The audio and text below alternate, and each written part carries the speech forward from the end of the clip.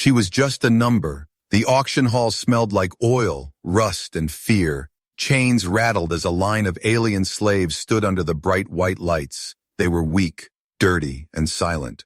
One of them was Lyra. She was small, thin, and had pale blue skin. Her long white hair was messy, covering one side of her face. She didn't cry, didn't move, didn't speak. She had learned that silence was safer. The alien beside her whispered, "They won't buy you. You're useless." Lyra didn't reply. She already knew. Nobody wanted a slave who looked weak. Her people were known as a lost race, broken long ago in a forgotten war. She was just a number on the list. Lot 243. Bidders walked in, tall and loud, laughing, pointing, choosing. "Too thin," said one, looking at Lyra. "She'd break in a day." Another added, "Maybe I'll take her to train my dog," and laughed. Lyra looked down, her hands shaking slightly. She wasn't afraid of pain anymore. She was afraid of hope. The auctioneer stood up, a fat creature with a round face and metal teeth. He shouted, "Next item, lot 243, a rare female of the Alari species." No one moved, no one bid. "5 credits, someone joked from the back, and the room laughed. "Useless girl," the auctioneer muttered, about to move on. Then the doors opened. A tall man walked in, wearing a long brown coat and a dark expression. Human, real human, not common in these parts of the galaxy. Everyone looked at him, curious, surprised, silent. He walked with calm steps, scanning the slaves like he was reading a book. Then his eyes stopped on Lyra. He didn't laugh, didn't speak, didn't turn away. He simply raised his hand and said, 10,000 credits. The room gasped. "Are you mad?" one alien yelled. "That thing's trash." The human didn't blink. The auctioneer smiled greedily. "Sold to the human." Lyra stared at him, confused. Why? Why her? Why now? The guards pushed her forward and she followed the human without resistance. She didn't ask questions. She was too tired. They walked through the hall, past the other buyers, past the guards, into the spaceport. No one stopped them. No one understood what had just happened. They reached his small ship, old but strong-looking. Inside, it was clean, quiet, and cold. The man finally turned to her. "Sit," he said, pointing to a seat near the console. Lyra sat, waiting for pain, orders, control. But nothing came. The man went to the cockpit, started the ship, and launched into space. Stars flew past the windows like rain. After some time, he walked back to her and dropped a blanket on her lap. "You're cold," he said. She looked at him with wide eyes, unsure. "Do you have a name?" he asked. "Lyra," she whispered, voice dry like dust. "I'm Commander Rain," he said, sitting across from her. "I'm not here to hurt you." "Then why did you buy me?" she asked softly. He looked at her for a long moment. "Because you're not what they think you are," he said. She didn't understand, she didn't trust him, but something in his voice felt real. They sat in silence as the stars moved outside.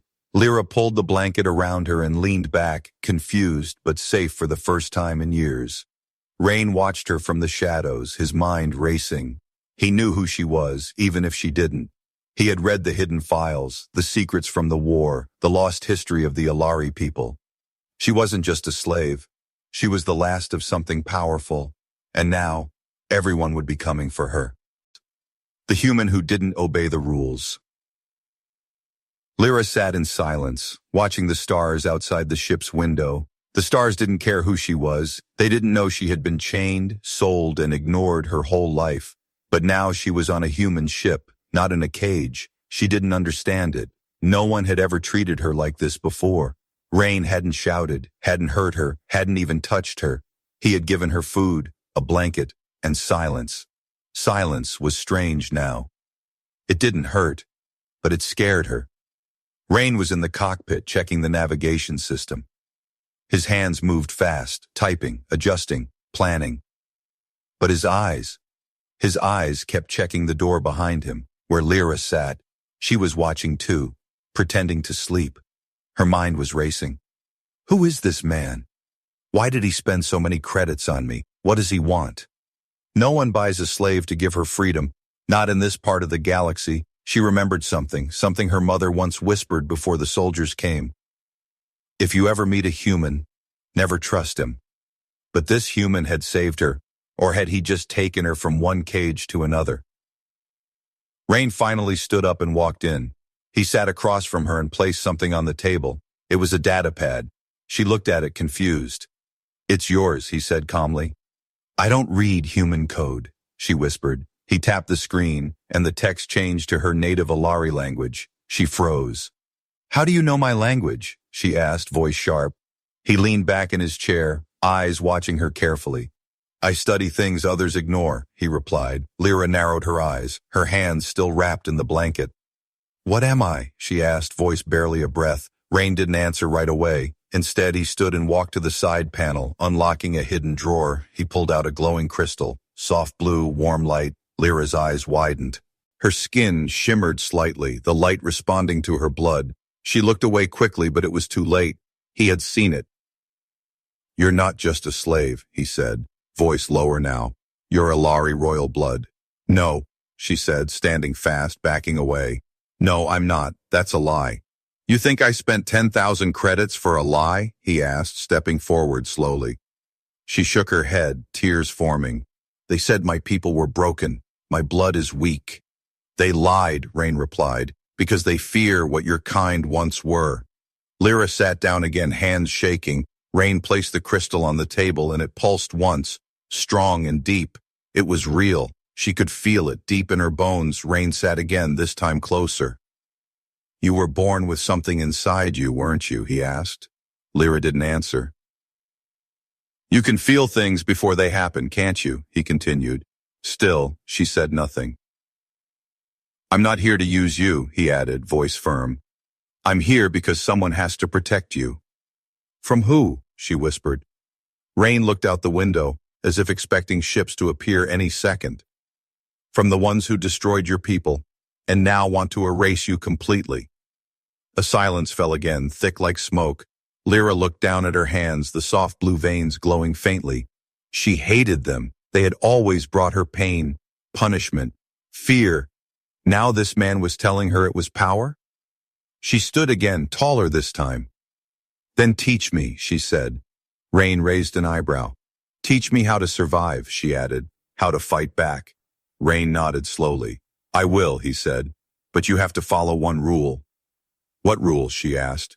No killing unless there's no choice, he said, his voice colder now, because if you become like them, they've already won. Suddenly an alarm beeped. Red lights flashing above. Rain moved fast, sliding into the pilot's seat. What is it? Lyra asked, stepping behind him. He checked the radar, eyes narrowing. Trouble, he muttered. Someone's tracking us. Who? He didn't answer, but his jaw tightened. They're early, he whispered, almost to himself. Lyra looked at the screen. 2 ships were approaching fast. She turned to Rain, her voice steady now. Do we run? Rain looked at her and smiled just a little. No, he said, flipping switches, powering weapons. We fight. And for the first time, Lyra didn't feel like a number. She felt alive. What Lyra hides. The ship floated quietly through the dark path between the stars. No more alarms, no more flashing lights, just silence and tension. Rain had lost the bounty hunters after a long chase through a plasma field. But he knew they would return, stronger and angrier. He sat in the cockpit, watching the screen, reading data, planning their next move. Behind him, Lyra stood still, watching him from the shadows. She hadn't spoken in an hour, not since the fight, not since the lights, not since the moment her hands had glowed. Rain had seen it, even if he said nothing. She had touched the controls during the chase, and the ship responded faster than normal, faster than human hands could manage. She had saved them. But how? Even Lyra didn't fully understand. She felt it sometimes, like a storm inside her chest. A wave of heat and light, energy that wanted to escape. But she had always kept it hidden. Back in the slave camps, showing power meant punishment. Or worse, disappearance. She had seen others vanish after their powers appeared, so she had trained herself to hide, to look weak, to stay invisible. Until now, Rain turned around and looked at her. Come here, he said softly. She hesitated, then stepped forward, her hands still behind her back. He handed her a small device about the size of her palm. "Press this," he said. She stared at it, then slowly touched it with her finger. The device lit up bright blue, brighter than it ever had before. Rain raised his eyebrows, impressed. "That's not normal," he said. Lyra pulled her hand back. "I didn't mean to," she said quickly. Rain leaned back in his chair, watching her. "You're more than just Ilari blood," he said. "You're something new." "No," she whispered, shaking her head. "I'm a mistake." Rain stood up, walked to the control panel, and tapped a few buttons. A hologram appeared in front of them, a map of the galaxy, with red zones blinking across it. "These are slave colonies," he said, "places where your kind are still chained." Lyra stared at the blinking lights, her jaw tightening. "You could help them," Rain added. "You have the gift." "It's not a gift," she replied. "It's a curse." Rain turned toward her again. "When you touched the flight panel back there, you didn't destroy anything," he said. "You saved both of us." Lyra looked away, but her hands trembled again.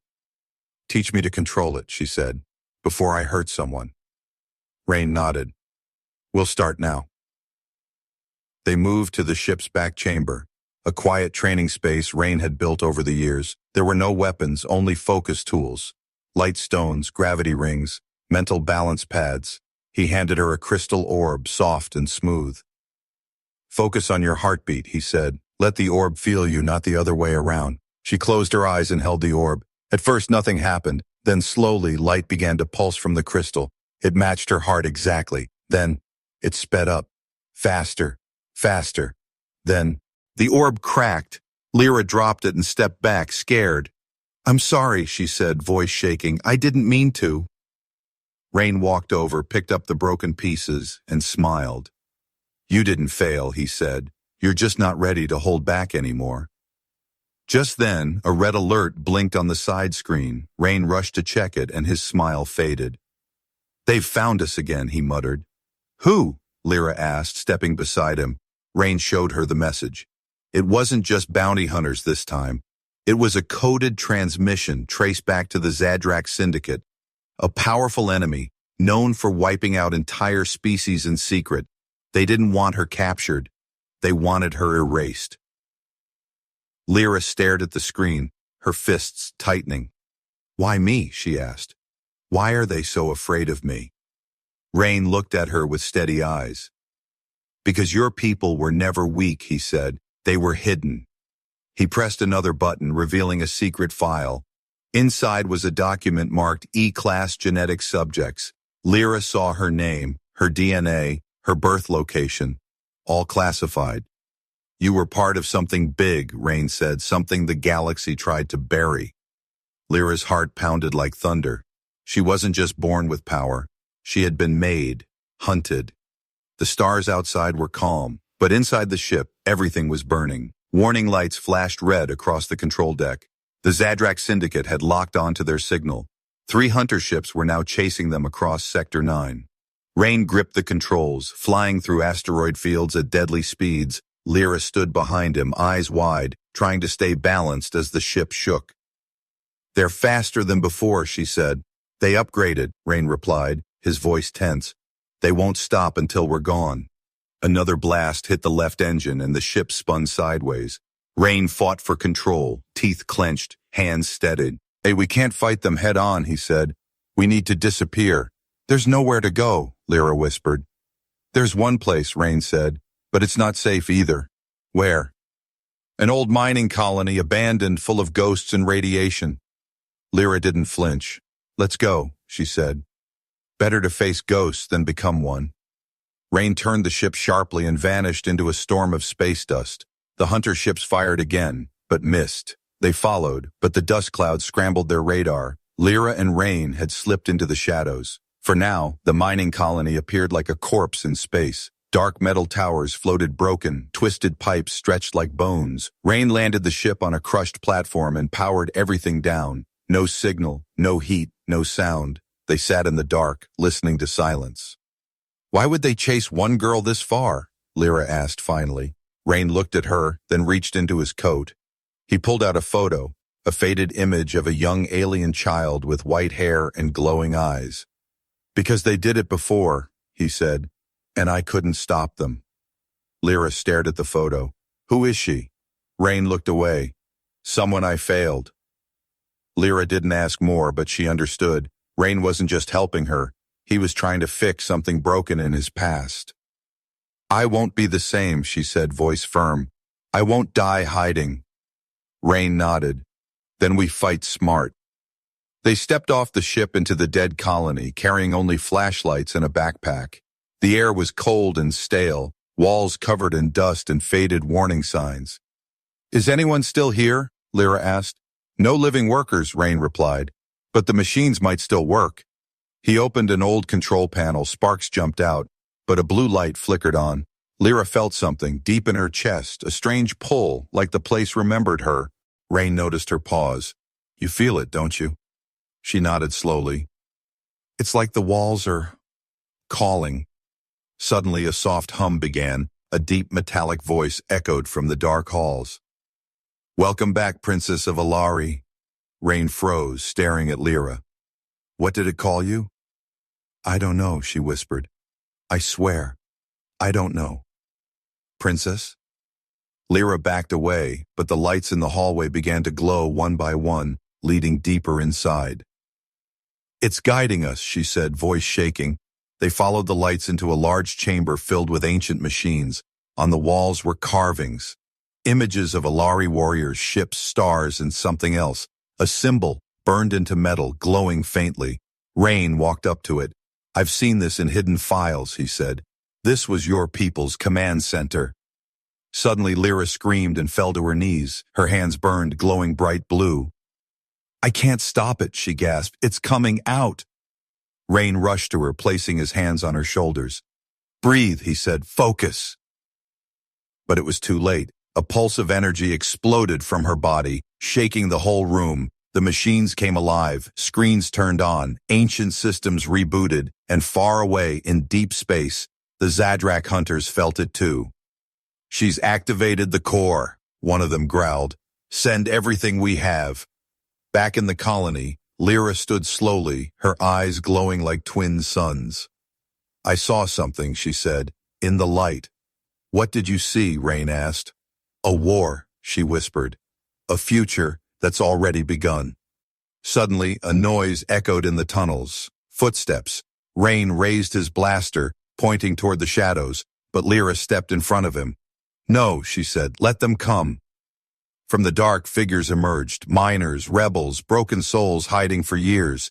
They saw Lyra and dropped their weapons. One of them stepped forward, bowed his head, and said, "The last light of Alari has returned." The slave who fought back. Lyra stood at the center of the broken mining colony, surrounded by rebels, shadows, and silence. They were watching her, not with hate or fear, but with hope. Hope scared her more than any weapon, because hope could break you when it failed. Rain stood behind her, silent, waiting to see what she would do. She turned to the rebel leader, a scarred man with one cybernetic eye. "What did you call me?" she asked. The man bowed again. "The last light of Alari." "I'm not a queen," Lyra said, voice tight. "I'm not a leader, I'm just—" "You're the only one who lived," he interrupted, "and that makes you more than enough."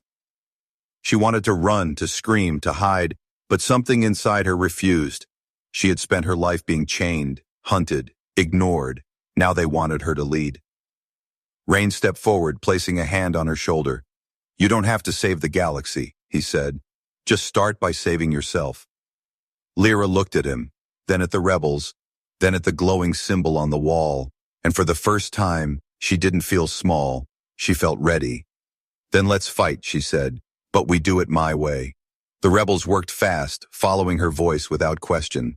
Rain helped repair the old colony defenses, linking them to the ship's systems. Lyra trained in secret, learning to control the storm inside her. She could now shape light with her hands, form small shields, and even bend energy pulses. But the power came with pain. Each time she used it, her body felt like fire. Rain warned her, "Don't burn yourself to save others."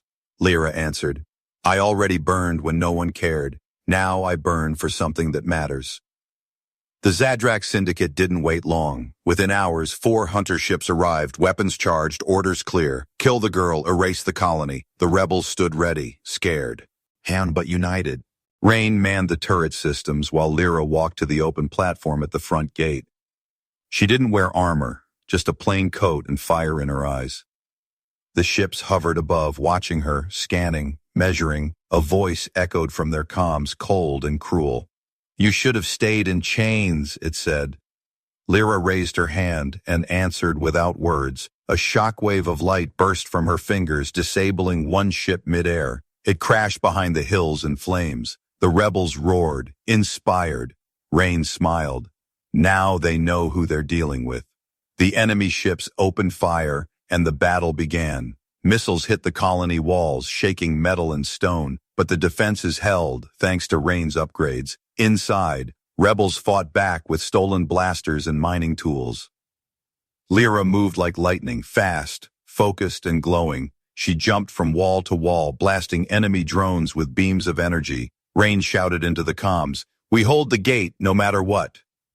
Lyra landed beside him, her hands glowing bright. "I can stop them," she said. "All of them, right now." Rain looked at her. "You're not ready for that much power." "I don't have a choice," she replied. "You always have a choice," he said. "Don't lose yourself." Lyra paused, her breath sharp. Then she looked out at the battlefield and saw something. Not an enemy, a child, hiding behind a wrecked machine, crying. Her power faded for a moment. She had been that child once. She ran toward the wreckage, shielding the kid with her own body as blasts hit the ground. Rain covered her from above, shouting, "Get out of there!" She carried the child back into safety, heart pounding, arms shaking. The rebels watched, silent. She had risked everything. For a stranger. That's when they truly believed in her. The battle raged for hours, but slowly, the enemy ships lost power. One by one, they fell.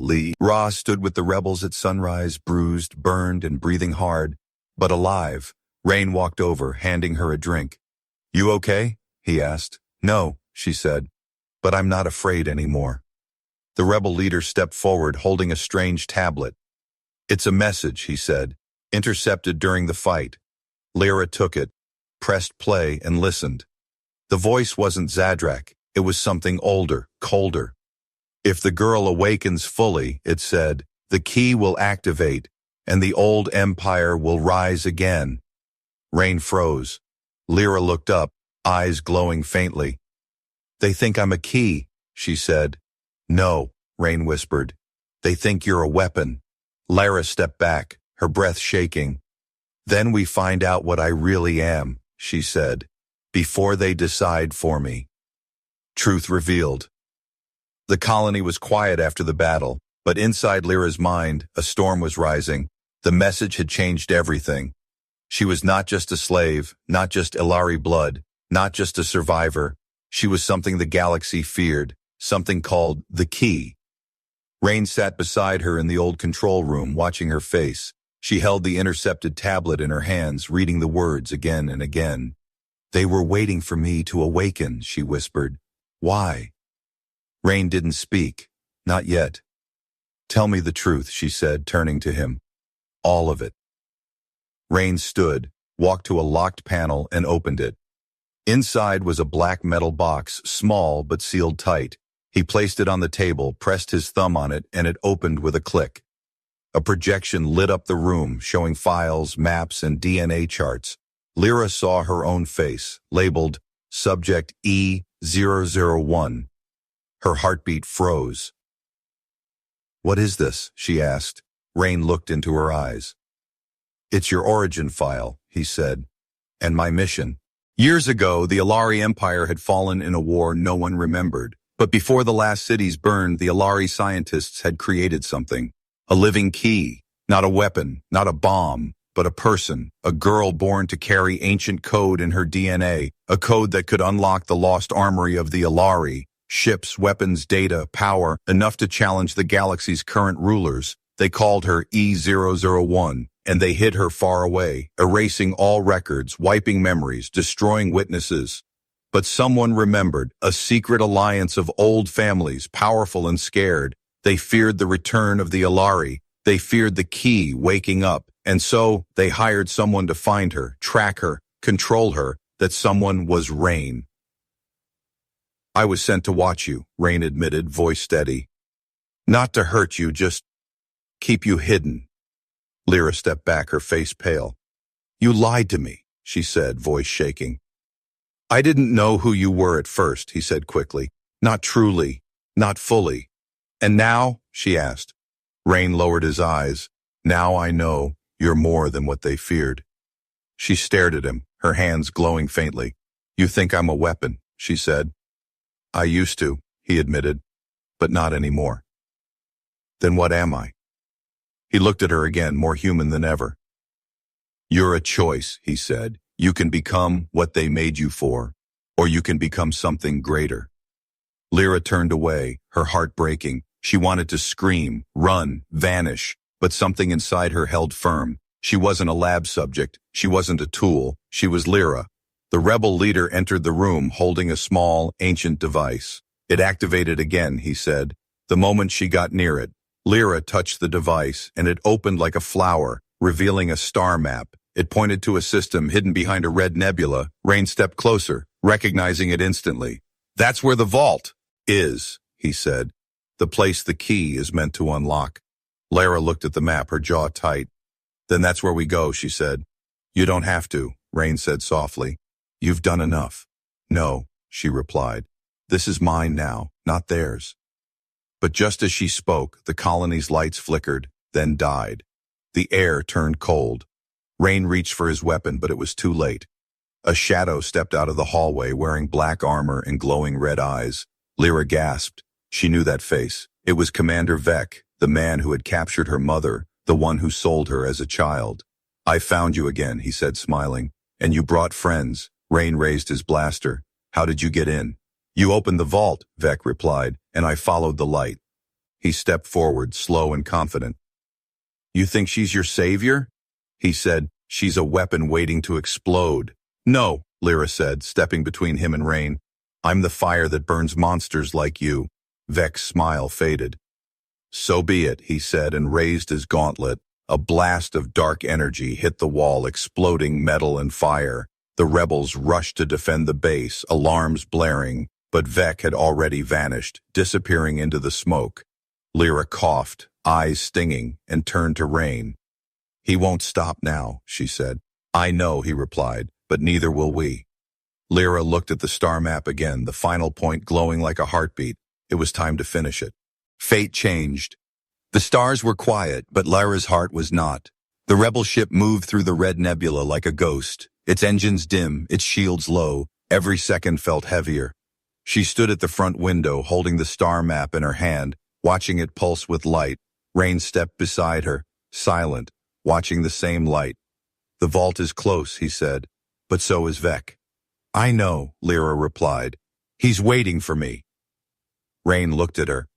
You don't have to face him alone. Yes, I do, she said. This started with me, and it ends with me. But Rain saw something else in her eyes, not fear, not hate, control. The ship reached a small dark moon, hidden behind the gas clouds. The map glowed brighter than ever, leading them to a canyon, deep and carved with old Alari symbols. Lyra stepped out, alone, wearing no armor, only her old coat and a piece of her mother's necklace. She walked toward a massive stone door, and the moment her hand touched it, the door opened without sound. Inside, light filled the chamber like a sunrise, floating crystals, glowing walls, and a single throne at the center. She stepped forward, and the vault responded. Images played in the air. Alari history, battles, science, exile, and finally, her birth. She saw her mother holding her, placing her into a cryopod, whispering, "You will awaken when it is safe."